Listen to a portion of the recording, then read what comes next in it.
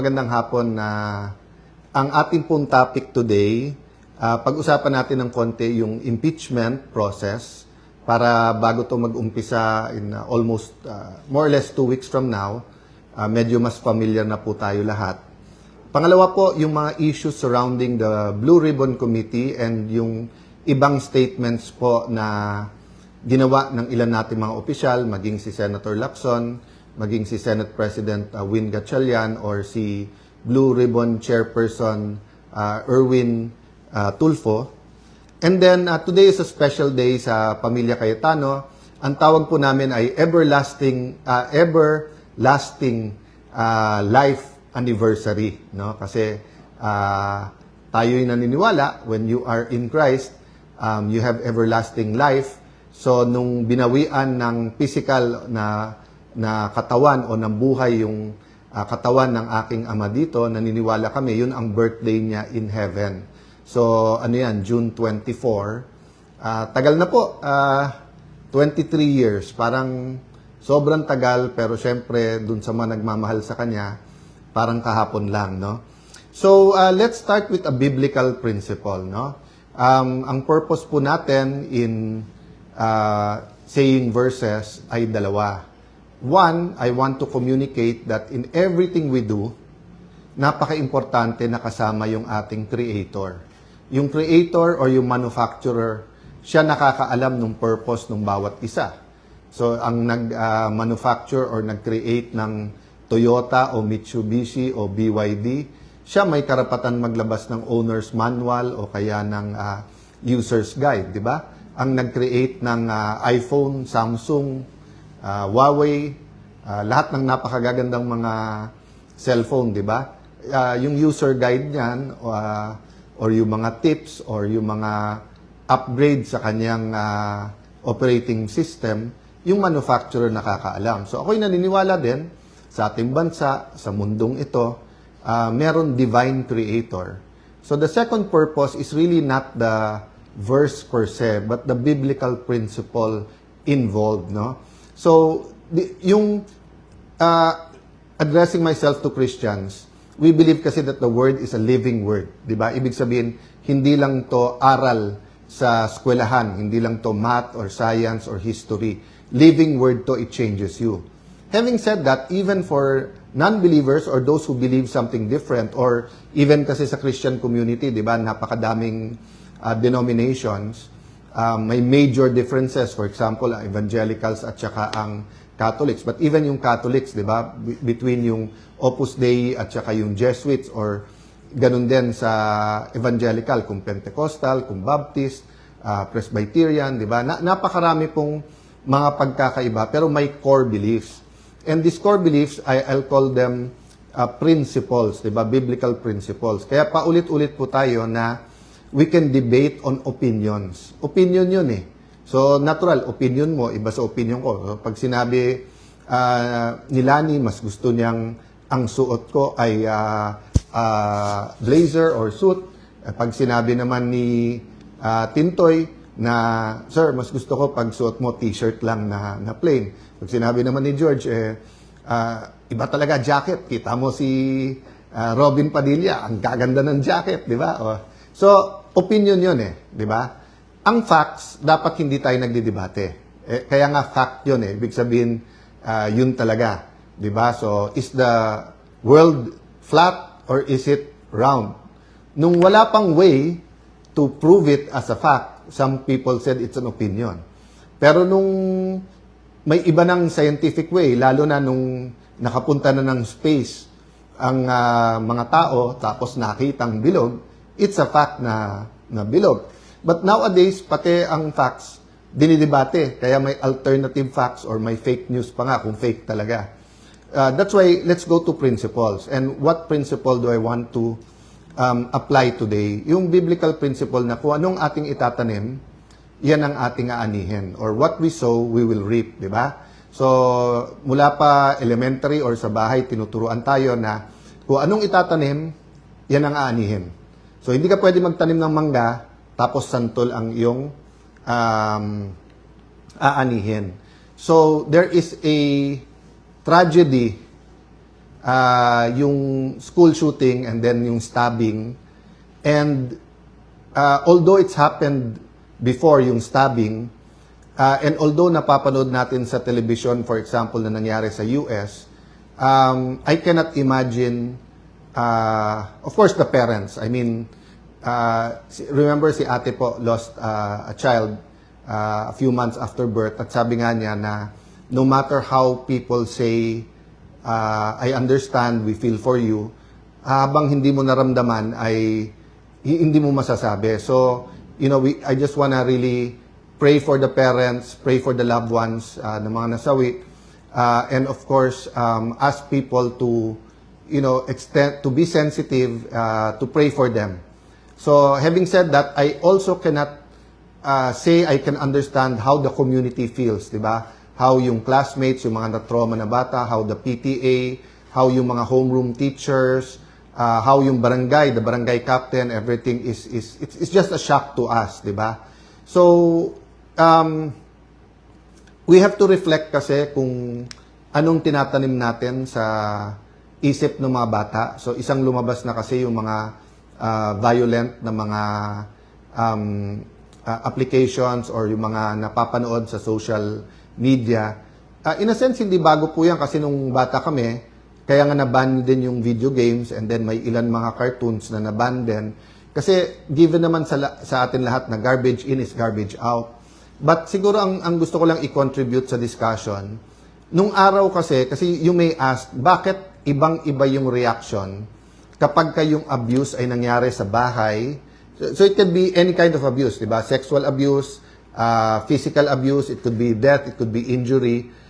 But bakit pag sa bahay, sa simbahan, or sa eskwelahan, grabe ang reaction ng buong, everyone, ng buong bansa, ng media, ng buong bansa. And dapat, hindi tayo pwede ma-desensitize diyan, hindi pwedeng maging normal yan. Maraming dapat hindi normal na naging normal na. That's why nga, I won't go there, but yung war on drugs, that's why nga yung mga area na drug-infested ay nag-resonate doon yung labanan ang drugs kasi nga, nung araw parang siguro sa isang taon, isang beses lang mababalita na may 6-year-old or 3-year-old or 9-year-old na na-rape. O kaya yung sabihin na nagpatayan sa sariling bahay.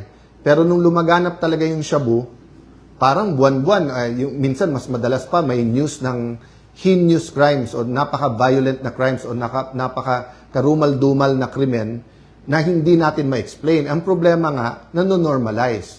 So, and then na-explain, kaya normal kasi nga, yung shabu really causes violence. But hindi talaga pwedeng ma-normalize yung shootings, killings sa school.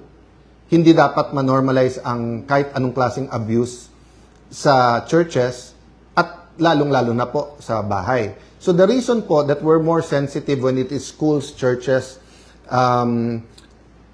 or home is because this is the place where children should be safe. 'Di ba? Sa bahay, kasi nga, bahay mo yun eh. 'Di ba? Sino pang magmamahal sa iyo sa mundong ito, aside from God, kung hindi pamilya mo? Nanay mo, tatay mo, mga kapatid mo, kung sino man nasa bahay, di ba? Church din, di ba? Why do you go there? You go to church because all religions teaches there's something higher than us. There's the spiritual world. At mahal ka ng Diyos. So, maging pastor yan, maging imam, maging ministro, maging pastor, kung may abuse, whether masyadong stricto at napalo kang, na-injure ka, or whether it's sexual abuse, it's unacceptable. And then, of course, school. Because we send our children to school para nga mag-develop sila eh. Ang number one resource natin is not oil or gas or gold or livestock, di ba? It's our children. So we expect those three places to be safe, no? So I hope na as the investigations go on, yung local sa DepEd, yung NBI, PNP, I think Congress at Senate, di ba? At tignan po natin yung total environment ng estudyante. Kasi I was thinking about it, baka sabihin nyo, ano naman kilalaman ng K-12 sa nangyari? Guys, half day na lang po eh. Half day na lang most of our schools. No, I don't know exactly sa Leyte. But most of our schools sa highly urbanized places are half day. So, mas madami pang oras ang bata sa lansangan at saka sa social media, 'di ba? And then mga churches, most are punong-puno. So, yung supervision din or yung personal time, iba-iba, depende sa church. And then homes are not as cohesive as they used to be. It depends, no?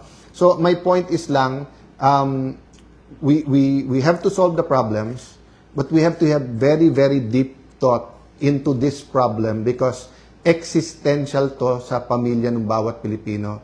So again, I join the millions who are praying and also nakikiramay dun sa mga biktima at sa pamilya. And then of course, we understand their cry for justice. And definitely this problem with teenagers who think that they can do anything, the discussion has been there for more than 10 years. Diba? So uminit na ulit yung discussion niya noong 2016 pa, 2026 na eh. So tama si Senator Robin na if there's a reason to call a special session, it'll be that. Diba? So, hindi po dahilan na wala pang members yung minority sa Committee on Justice because everyone can participate eh. Hindi naman kailangan yung botohan dyan eh. It's really getting to a consensus of what what law will be most proactive and relevant to us where we can protect our young people, not expose them to criminality, not treat them as hardened criminals, but also deter them and their parents from going into violence and violent crimes. No? So I promise you I'll talk a little bit about the impeachment. So most of the news is about the pre-trial. So I'll just two topics lang. Bakit pre-trial? Kasi if you remember po, nagkaroon ng time during the hearing of former Chief Justice Corona na bumagal at tumagal kasi nga habang nagta-trial, minamark pa yung mga ebidensya. And then, pag ang prosecution biglang nagtanong, pwede bang yung second o third article ang i-present or may skip kami? O kaya kung parehong dokumento or parehong witness ang gagamitin, debate pa parate. So, I really have to thank Secjan Joel, Senate Secretary Joel Montales and the professional Senate staff and yung mga researchers ng iba't ibang mga opisina ng mga senador who all agreed na kailangan talaga yan. So, although some might think na may ups and downs yan every day, mas mabuti na yan kaso sa everyday sa trial magka-problema. So, having said that, the second point kasi I want to make, and I think this is the most important point in the trial, is yung political neutrality or yung impartiality. So, all throughout history, ang issue parati sa isang korte is to be impartial.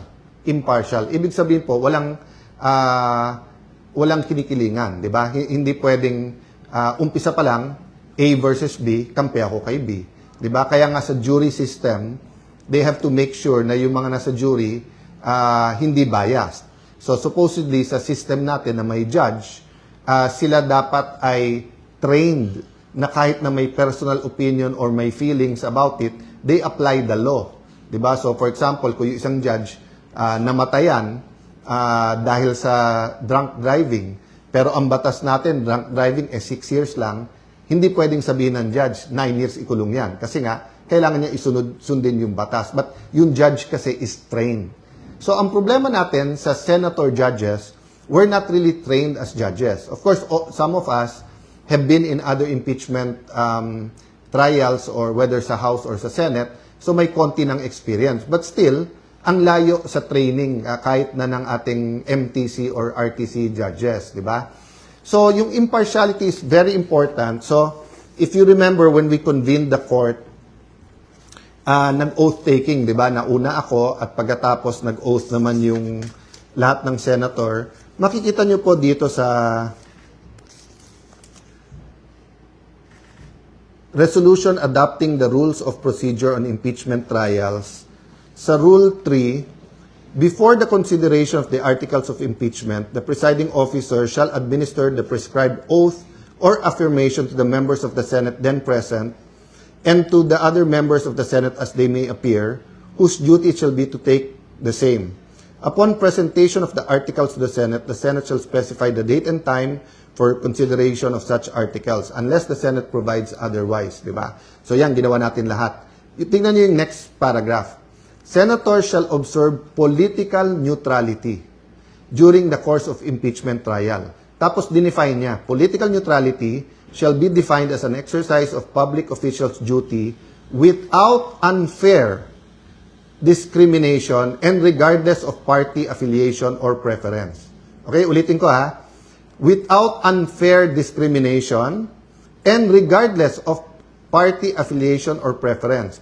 So whether admin ka and policy ng admin, if it's the policy of the admin to impeach a certain official, and whether opposition ka at ayaw mo ma-impeach, or baliktad, admin ka, ayaw mo ma-impeach, opposition ka, may gusto kang ma-impeach, dapat may fairness, dapat walang unfair discrimination, dapat may political neutrality. That's why, dun pa lang nung nabuo yung bagong majority nung May 11, ang sinabi sa amin ang priority, dalawa, ang ating ekonomiya, at pangalawa, yung magkaroon ng fair at maayos. Yun po ang sabi nila, fair at maayos, impartial at maayos na impeachment. Pero nagulat kami, bakit naging priority na buwagin yung bagong majority at tanggalin ako bilang Senate President. So, isang theory dyan na lumabas is that ayaw kasi talagang lumabas ang buong katotohanan tungkol sa massive corruption that has been going on for the last 4 years, and yung simbolo ng massive corruption na yan ay nasa flood control. Nililiwanag ko po yun kasi sabi nung iba, flood control lang. Hindi po. Napakaraming instances of corruption. Some are endemic. Some were there. For example, pag sinabing Customs, BIR, DPWH, to be fair to the Marcos administration, even President Duterte said na may corrupt na contractor sa DPWH. Even President Duterte said, yan BIR, yan Customs. Remember, may kinulong siya sa Bureau of Immigration, di ba, BID. Lalo po during the time of President Pinoy, who we also honor today. Many people are honoring him. I had the privilege of also serving with him 3 terms sa Congress and then sa Senado. We were not always in agreement, but I recognize the good that he's done, as I recognize the good done by President Duterte. And during the Pinoy years, anti-corruption was also very important. So having said that, nung lumabas yung Napoles, sabi, grabe naman to. May ghost, may yung pera parang dumadaan lang sa foundations tapos sa bulsa na ng politiko at ng contractor pumupunta. Ang problema mga kababayan, nagmukhang barye. Yung Napoles, pagdating dito sa ghost project sa flood control, isipin nyo 350 billion a year. Yun ay sa flood control pa lang. Hanggang ngayon po, yung corruption dun sa maintenance projects na is another 300 billion a year. Halos wala pa akong nababasa dyan. So, napakarami pa ho. So, statement po ni Senator Win, paraphrasing, pag may lumabas na ebidensya, pwede mag-hearing. I'm not so sure kung eksakto yun ang sinabi niya. So I won't comment sa kanya. But yung sinabi po ni Chairman Erwin na iikot na lang ba tayo sa flood control? O kaya yung sinabi ng iba na kapag may bagong ebidensya, hindi po ganon. Pag nag-iimbestiga ka, ikaw naghuhukay. Ikaw nag-investigate. Ikaw nag-uncover. At kahit sino po sa amin mga senador, congressman, basta't neutral lang ho neutral lang. Wag lang talaga maging alagad or aso or tuta ng Malacanang. Pwede po talaga nating bilangin Yung 18 former Marines, sinabi nila may mga kasamaan sila, active at hindi active. So, yung isang lane lang yon, yung mga bodyguards. May magandang point yung sinabi sa akin ng isang public official din. Sabi niya, Sen, bakit ba ang daming debate kung may katotohanan o wala? So, hindi pa niya sinasabi kung totoo o hindi yung testimony ng 18 Marines. Sinasabi niya lang, but may debate pa kung yung mga former bodyguards or former Marines ay pwedeng mag-deliver o hindi. Si Zaldico na mismo nagsabi na marami siyang pinadeliveran. Di ba? And everyone agrees that former Congressman Zaldico is in the center of this. So, hindi ko pa sinasabi na conclusive siya ang mastermind or kumbaga sa gera siya ang isa sa pinakamalaking general. But we all agree, whether we believe what he said or hindi, that he's in the center of that. At siya na nagsasabi nga na yung mga nilikom niya ay hindi para sa sarili niya at may mga diniliberan siya. Imposible naman mag-isa siya nag-deliver. So, going back to my point, that's one area to follow. Okay, number 2, dami pang public officials. Ang dami na banggit. So, dun sa inyo na nagtataka bakit ako inaaraw-araw ni Senator Lacson, di ba nasabi ko na kasi nabuko sila eh. So, kasi kung susundan nyo, hukayin nyo yung ibang mga video at mga statement ni Senator Lacson, dumating ang point, siya na yung sumasagot eh. Siya na nag-i-interpret ko ano sinabi ng mga witness. Siya na nagsasabing, etong witness na to, okay, eto hindi. Eto credible, eto hindi. Kinausap daw niya si Yusek Bernardo. Nag-deliver daw, pero hindi sa Malacanang o hindi sa mga taga Malacanang. Kung hindi, or hindi sa First Family, pero dito dineliver sa mga opisyal na to. And then ayaw niya patawag yung mga opisyal na yan. So, kahit na po yung mga investigador sa PNP na 6 months pa lang nag-training, nag-uumpisa na, may simple yan na kung paano mo susundan yung ebidensya. Diba? So, napakaraming leads. So, ang question lang, gagawin natin ba to o hindi? O, bakit ko to inuugnay sa impartial hearing? Kasi, kung ang gusto ng administrasyon, kalimutan muna natin lahat ng ibang corruption, impeachment muna kasi importante to. Then that's selective justice, di ba? Then that's discriminating, meaning any other corruption, okay na lang sa atin? Basta't dito na lang? Kasi, why? So, I mean, I won't go into the reasons, obvious naman, di ba? So, we have the rest of this week, we have next week. Why not call a Blue Ribbon hearing? Why not ask both the administration and the opposition sinong gusto niyong witnesses? Nung araw, ganun eh. Naging chairman ako ng Blue Ribbon Committee eh. Kahit sinong member na magsabing, sir, can we call ganyan?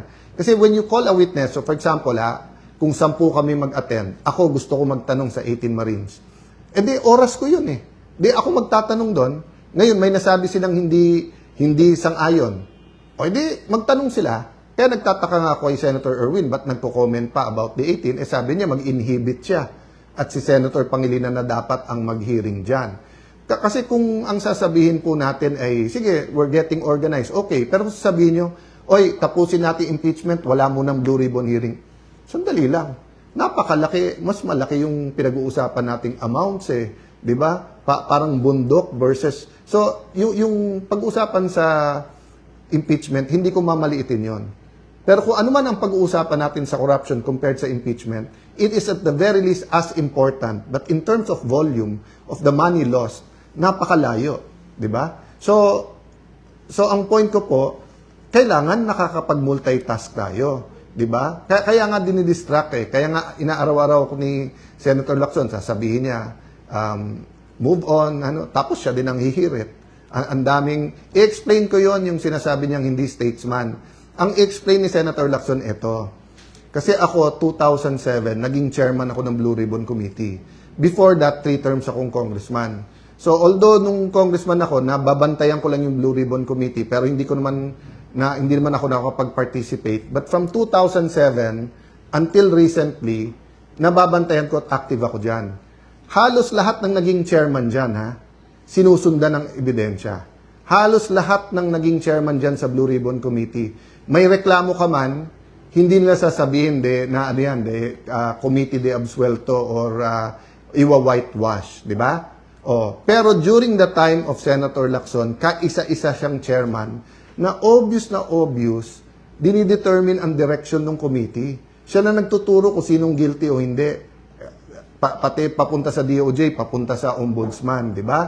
Parang nagpapasahan. So, very, very clear yon, di ba? So, kung gusto niyo ng pampaputi, punta kayo kay Senator Lacson kasi magaling mag-whitewash. Baka may may pampaputi, di ba? So, yun ang kino-compare niya ako sa lahat ng naging Senate President. Sige, compare din kita. Di ba? Kay Senator Gordon, ang comment lang naman doon dati mag-chance din magsalita yung iba. Once, si Senator Trillanes parang sinasabi. Pero Senator Gordon was always open. Anyone can ask questions. Pag sinabi mo, invite to, i-invite. Yung ibang naging chairman, Senator TG, maraming nagalit sa kanyang senador. Marami. Kasi nga yung Napoles, maraming tinamaan. Actually, some thought nga he was too open kasi minsan hindi pa na-verify na pag-usapan. But walang whitewash. Baliktad, ang tingin ng iba, too open nga. Wala naman reklamo nung ako ang naging chairman ng Blue Ribbon. So, napakaraming iba, sundan nyo. Wala doon. Kaya hindi yung partial report, ngayon pinupuri niya ang ibang kasama natin. Pero nung una, pinupush niya na pirmahan yung report. Nakalimutan na rin yun. I won't comment there, but I just wanna say is, number one, it's too important for our country to be able to find a permanent solution, a permanent system, a real culture against corruption na masolve natin to. Pag lumipas tong administrasyon at hindi natin sineryoso ang flood control at yung infra na corruption sa DPWH, babalik to mas masama pa. Para tong TB na hindi nyo tinuloy yung gamot, magiging drug resistant yung strain, di ba? So, parating sinasabi po yon pag tinitreat yung tuberculosis na kailangan, kahit maganda na pakiramdam mo, kailangan mong tapusin yung gamot. Hindi pwedeng sa pangatlong buwan, medyo maganda na pakiramdam mo. Hindi. Ganun din po sa corruption. Minsan lang tayo malingat dyan, mabibinat tayo na mas malaki pa. Nangyari na eh. From Napoles to flood control, grabe po. Di ba? So, having said that, I just want to mention this. We can't keep saying change, then we just change administrations, change presidents, change ombudsman, change Senate president. We have to change the political culture. We have to change our values. We have to change the foundations of what we call governance and values sa governance. So, I'm inviting everyone, total marami na tayo sa page na to. Kung may ideas po kayo, let's put together a Philippine agenda. I think yun po yung mali from EDSA 1 until present. Na kapag gusto natin ng revolusyon, inaano natin tao, sama-sama na tayo, magkaisa tayo, sama-sama na tayo. Pero pagka napalitan na ng leader, kami leaders, kami na lang magde-decide. So I think if we want a real change, first, we have to ask God, Lord, anong masamang ginawa at anong... Number two, we have to do it together. So, special mention ko lang yung Tindig Pilipinas. So, di ba, yung grupo nila, Kiko D, nag-file sa ombudsman. So, na-receive namin today. Kausapin ko pa lawyers ko, pero alam ko na, sinabi ko na sagot ko dyan. But I just want to congratulate them for doing the job for the administration. Alam ko naman na nung ginawa ko to, sunod-sunod na mga kaso ang pupunta sa amin. Sanay na kami dyan, di ba? Sinabihan yung mga senador, pag hindi kayo malis, kakasuhan, pagka hindi kayo... Basta, so ang point ko lang, just remember who you are, Kiko, di ba? Kiko D. Aquino ka, hindi ka Kiko D. Marcos, di ba? So, don't get instructions from the administration. In fact, kung nag-volunteer kayo, then you're even doing them a favor. I know, meron kayong issue kay Senator Bato, so file the cases. File the cases. Di ba? Mismong DILG nagsabi, nung nasa Senado yung si Senator Bato, walang warrant silang alam. Di ba? So, paano naging obstruction of justice? But I'll end there because I want to just spend a little bit of time to remind you what my dad stood for, no? So maraming nagpo-post at nagpapasalamat naman ako sa lahat. And my dad was a fighter. He believed in education. Madalas niya sabihin sa amin na, Alan, Renren, Lino, Pia, I can leave you, sa house, sa money, pero mauubos yan. Pero the education, pag sineryoso nyo, walang makakaagaw sa inyo yan. Then, my mom's a teacher. My dad was a disciplinarian. So there's so many things I can tell you about my dad, and salamat sa mga nakaalala sa kanya. But the most important thing is nung nagkasakit siya, he had an encounter, no? And he saw a light. Ang tawag nung iba doon, Damascus experience. Kasi he kept on crying and then he kept on saying, why me? So akala namin, kasi ako yung nasa labas noon, din mami ko nasa kwarto, so I ran to see them. Actually, I woke up para ako nahagis from the couch to the floor. We were in the US noon, nagpapagamot siya. And then, he was crying, why me, why me? So sabi ko, why me? Kasi nga, medyo hindi pa niya alam na cancer sa tiyan yun. Akala pa namin liver. Pero masakit parati, may pain parati. Pero nung sinabi niyang why me, sabi niya, alam niya yung ilaw na yun, na-feel niya na si God yun. At why me? Kasi parang sino siya para sabihin sa kanya ng Diyos na buhay siya, na I am a living God. Di ba? Yun yung interpretation ko. So, hindi yun yung exact words. So, after that, alam nyo, may message on Dad. Ang message niya, number one, make God number one in your life. And number two, spend a little bit of time every day with God. So, sa dami ng pwede ko sabihin about my dad, I know if he was here, ang dami niyang gustong sabihin, pero ang uulit-ulitin niya yon na mga kababayan, mga kapatid, make God number one in our life. And then number two, always spend time with God. So I have a week naman at hindi rin ako nakapag-post nung Father's Day. Medyo parang 10 years ako hindi migraine but nagkamali ako. I drank grapefruit, citrus yon, so nag-migraine ako nung Sunday. But I can spend naman the next few days telling you also something about Father's Day, about my dad. But what I want to say about Father's Day and about my dad is that hindi tayo pwedeng fatherless. And in attending nga the Go Convention ng Victory Church, yung unang speaker doon, hindi ako naka-attend pero pinaalala sa akin ng isang very close sa akin, ni Bishop June.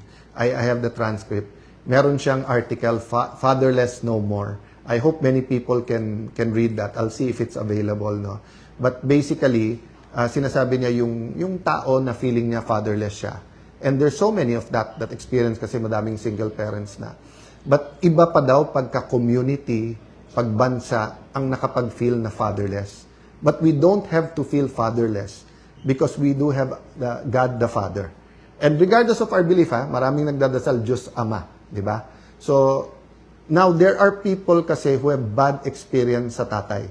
Whether in abandon, whether abusive, di ba? Kaya, pag sinabi yung a father's love, doble yung pag-ulila nila, yung pangungulila, di ba? Double Kasi yung hindi ka naka-experience, tapos nakikita mo sa iba, na-experience sila isang father, nangungulila ka. Pero kung na-experience mo, tapos bad ang experience mo, hindi mo maiintindihan the Father's love. So yun ang aking prayer this week na, di lang naman dapat one day ang Father's Day. Gawin na natin Father's Day, Father's Week, di ba? Na ma-experience natin ang pagmamahal ng isang tatay. So yan din ang reminder ko, maging lalaki o babae, ang barangay captain, ang principal sa school, ang director sa gobyerno, ang mayors, governors, sa ating mahal na Pangulo, di ba? Let's not let people feel that they're fatherless.